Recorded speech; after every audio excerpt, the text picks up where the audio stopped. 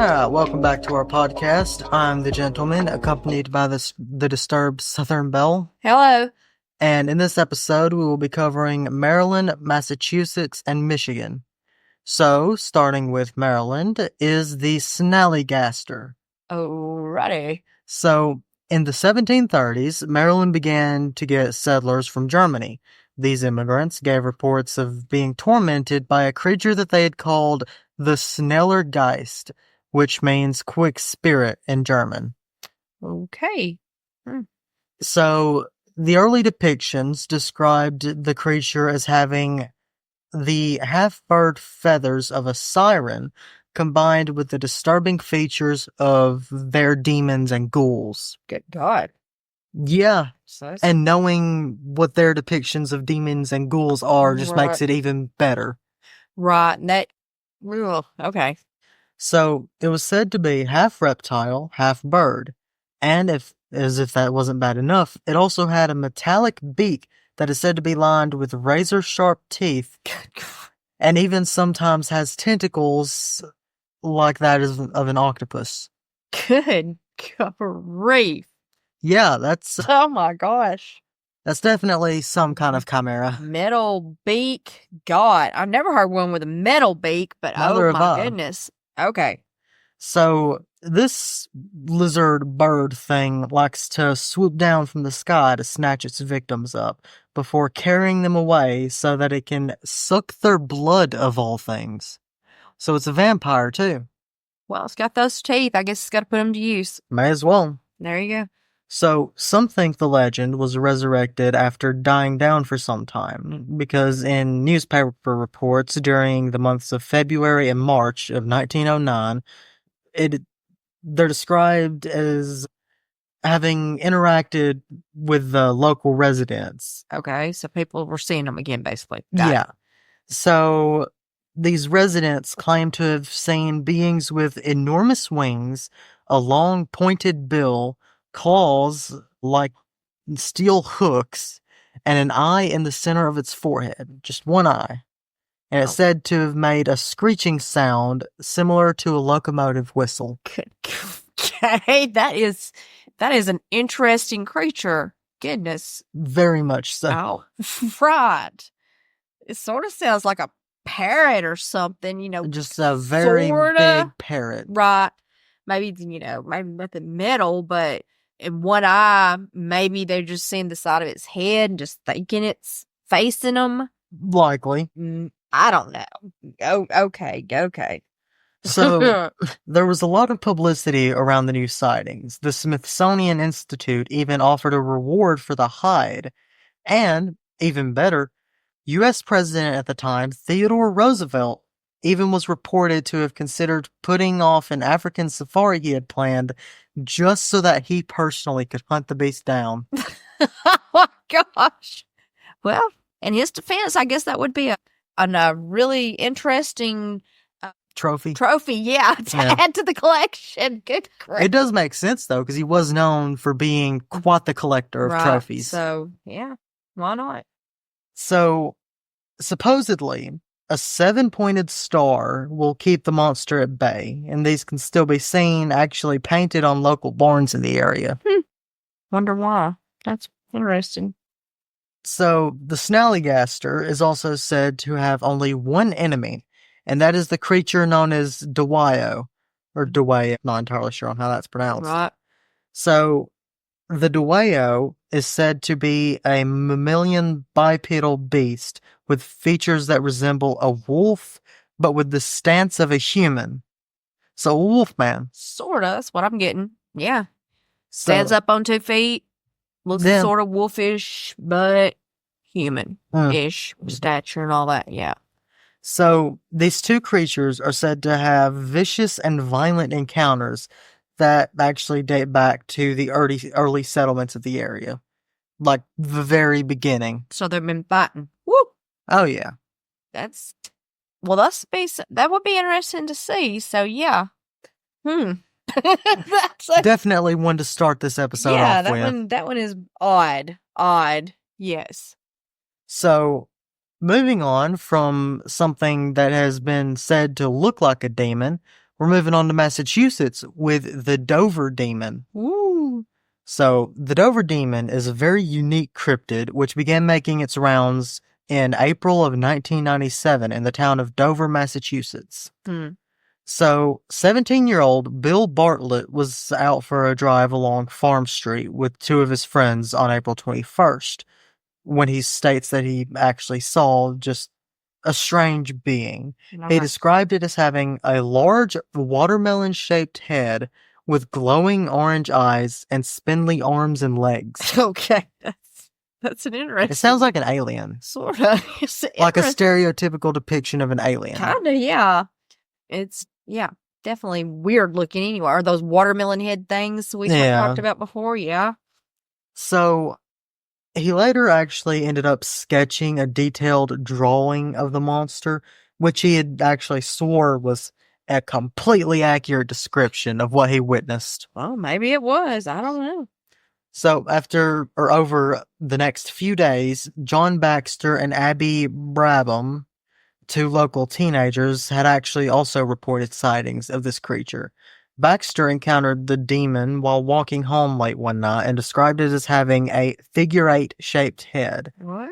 Which is very interesting, because it's like you turn the watermelon on its side and then just kind of squeeze it in the middle. Maybe that's what he's saying. Maybe. I don't know. That's odd shaped. I was wondering if he actually means it's like an 8 with like hollow places like in the middle. Like, oh, that's even creepier. That's what I was wondering. I mean, is he actually meaning an actual 8 with the holes in the middle? I don't know. Okay, but anyway, whatever. I was thinking more like a peanut. Maybe. Okay.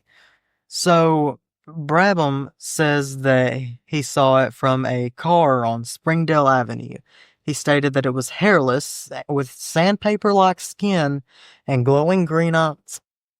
Okay, that's odd. And very nothing interesting. Like what anybody else is seeing. So. No mention of the head, which seems to be its most distinctive feature. Yeah, definitely does. I mean, that would be what you would think you would definitely first see, but sandpaper skin, you think some of these others would be seeing that because they sound like they're fairly close to it. But whatever. Okay. So, moving on, cryptozoologist Lauren Coleman decided to launch an investigation into the sightings. So, Coleman interviewed witnesses, collected sketches, and scoured the area looking for new clues. He was unable to prove the existence of the demon, however. His investigation did actually allow for the demon to find a place in cryptozoological lore, however. Well, yeah, because I guess he's got a name there, so yeah, he went out and looked. At the very least, it's, in the book, so to speak. Yeah. Cool, anyway. Not many cryptids actually find their way into that setting. Not really. They're not recognized or even really recorded by cryptozoologists. Not really, no.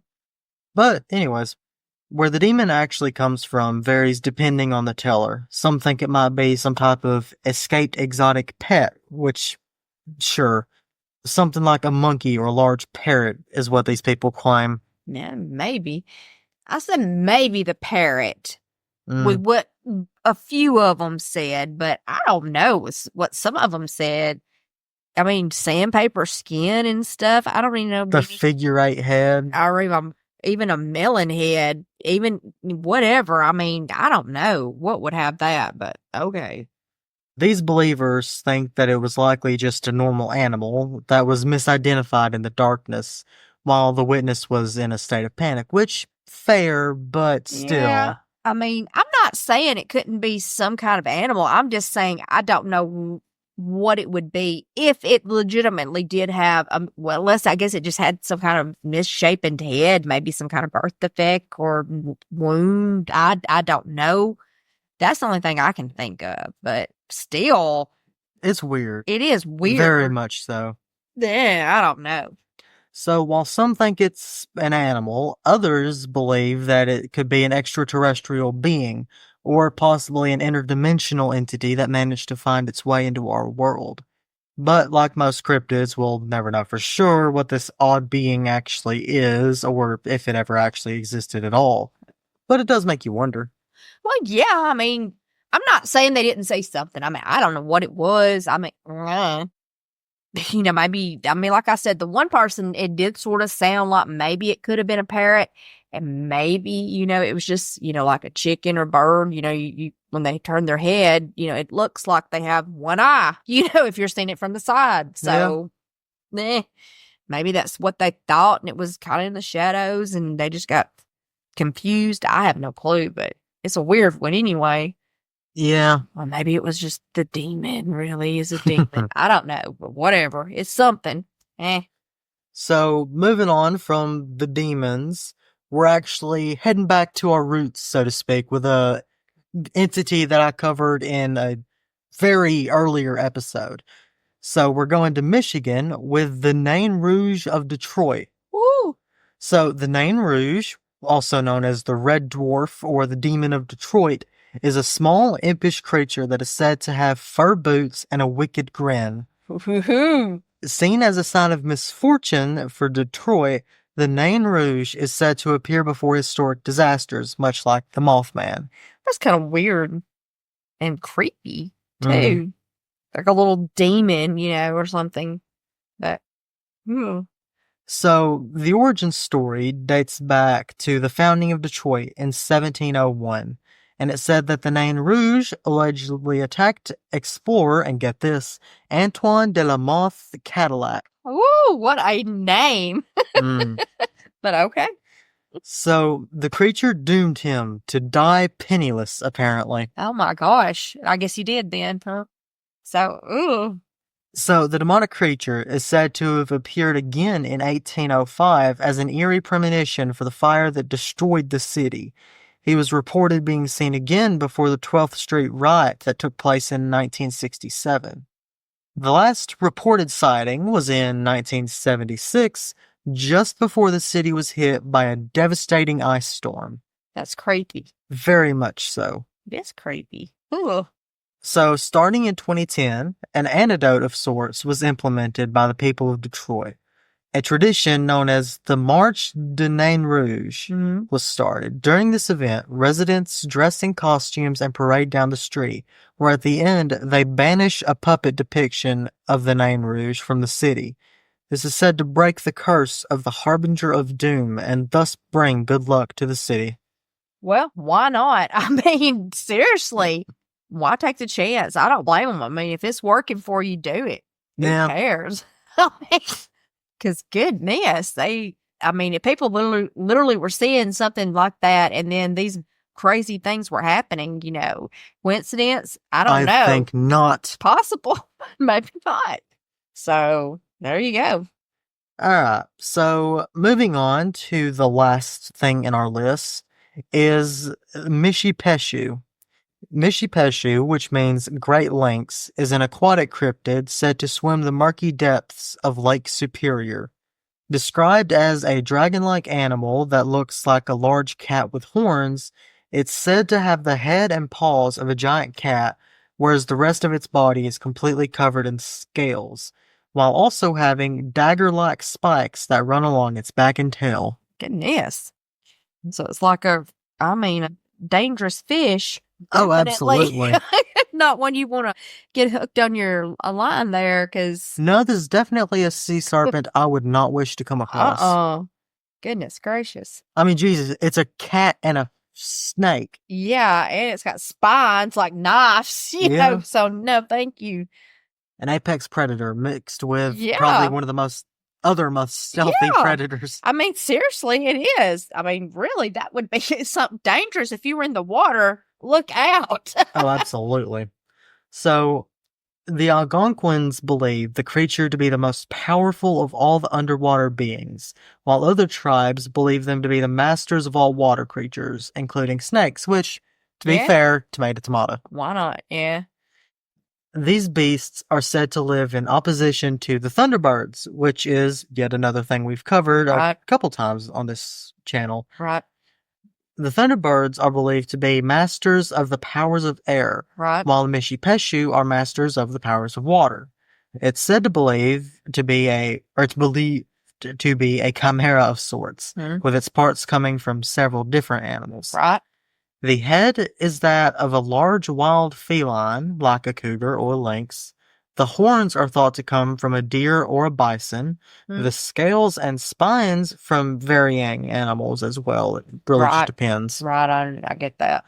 So it's said to live in the deepest parts of lakes and rivers. They're also said to be able to cause storms, which fun. Yeah, for real.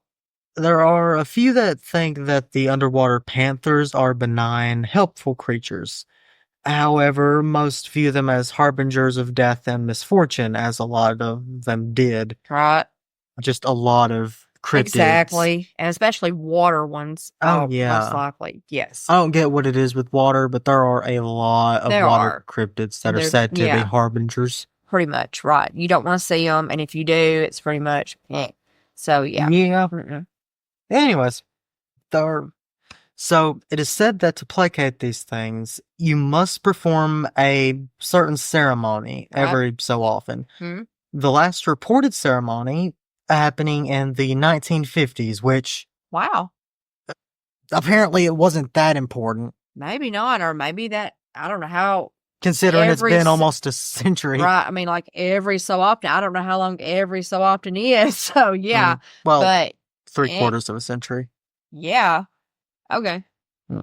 Anyways, the local tribe that performed it actually did it to placate the panther and also remain what they called in balance with the thunderbird. Okay. So, basically, just keep everything in harmony, so to speak. Yeah, pretty much. Got it. So, Mishipeshu is also notorious for guarding a fortune in copper in Lake Superior and the Great Lakes region in general.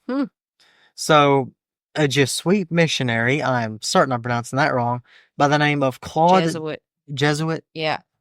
So, a Jesuit missionary by the name of Claude de Blon, I guess, gave an eerie report of what was of a supposed encounter with the creature. Okay. He says that 4 members of the local tribe headed out to the home of the Mishipeshu. They did this in hopes of taking back some of the panther's copper, which is always a good idea. Of course. I mean, Steal why from not? these legendary cryptids. Yeah, it sounds like a good idea. This one sounds like a really good one to make mad, but go ahead. Absolutely. Anyways, so the moment they pushed off and began paddling their canoe in the water, it said that they were surrounded by the chilling voice of the panther, whatever that means. It claims that it came at them, growling and aggressively accusing them of trying to steal its children's playthings. Oh, God. So apparently this thing can talk. Apparently so, yeah. Supposedly all 4 men died on their way back to the village, with the only one surviving long enough to tell what happened. Oh, gosh. With his final breaths. Gosh. I would say leave this thing alone. For the love of God, leave them all alone. Yeah. Just leave all these gods alone. Yeah. Because whatever this thing is, it is not to be trifled with. My goodness. But okay. Someone's gonna destroy this world eventually. Evidently. Someone's just gonna anger the wrong god. Yeah. And it's just gonna be the end of us all. It is. That's gonna be how the world ends. Not fire, not the sun going supernova. Right. Someone angering an ancient god. Exactly. By doing something very stupid. Very stupid. Like, hey, this thing over here has got this big pile of copper that it locks. Now, and it guards it. And it does not like people messing with it. Well, you know what? I like a challenge. So, let's get in our little canoes, paddle on over there, and see how much we can load up and tote on back. What is wrong with you? What's even better is this is just another dragon guarding its hoard of gold. More or less. Which has been a tale told through the centuries. Right. By different people all over the world. Right. And I get it. It's probably more or less just a metaphor against greed, the people are going to rise up, blah, blah, blah. Probably. But it doesn't matter. But yes, but the pure and simple fact is that copper really that important? When there's probably some you can get somewhere else, most likely, or you could probably just say, hey, put this pot over some fire instead of heating up this copper and putting it in the water to heat the water. You know what I'm saying? Yeah. You're just trying to make things a little simpler. I get it, but is it worth dying? I don't. Apparently. I guess. So why not? Sure. Anyways, that's going to be it for this episode. Ending it with people angering a god. Yeah, because why not? That's what we Honestly, do. this happens so often, we Yeah. could make this a tradition. You could. I could just start ending all of my episodes with people angering a god or an ancient deity. Yes, you could. There's plenty of stories to be Or told. beyond that, I could just make every episode just a story of someone who angered a different deity. True. That's how often this happens. It happens a lot. Anyways, I went off on a rant there. Thank you for listening. We'll now turn it over to the Belle so she can tell you about her next episode. We'll be continuing on, talking some more about the more haunted places in the U.S. Don't forget to like, follow, and subscribe. And don't forget to stay disturbed.